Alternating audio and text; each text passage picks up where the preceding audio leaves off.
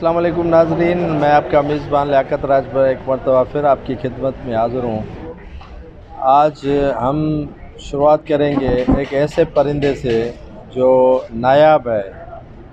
यकीनन आप समझ गए होंगे कि कहानी हो रही है एक मोर की। तो मोर तो हमने कभी देखा ही नहीं है, तो आज मोर के जो नायाब पर हैं वो हमारे पास मौजूद हैं।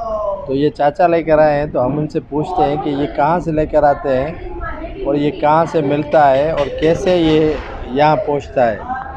ये थरपाकर से लेके आते हैं, मैं वहाँ से लेके आते ख़रीद करके इधर बेचते हैं और रोज़ी करता हूँ बच्चों के लिए।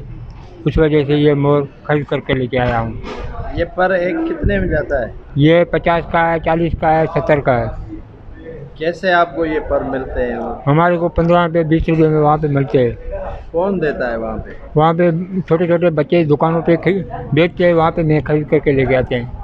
ये पर जो है या ये मोर से निकलते हैं या ये खुद मोर गिराते हैं। गिराते हैं? हाँ। अच्छा। बाद में वो छोटे छोटे बच्चे उसको मेड़ कर दुकानों में बेचते हैं।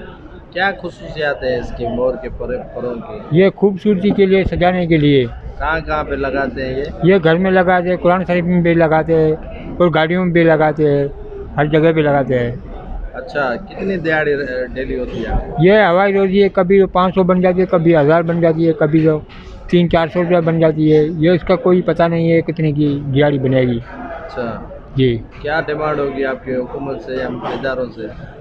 1000 से कोई डिमांड नहीं है। मुतालबा क्या होगा हुकूमत से कि आपके रोज़गार की? रोज़गार बढ़ाए तो सही है। ये रेट इसका कम है, ये 40-50 में भी लेने में बंदे क्यों तो ये बढ़ गया है, महंगाई बढ़ गई है, इस वजह से कोई बंदा लेने के लिए तैयार नहीं है।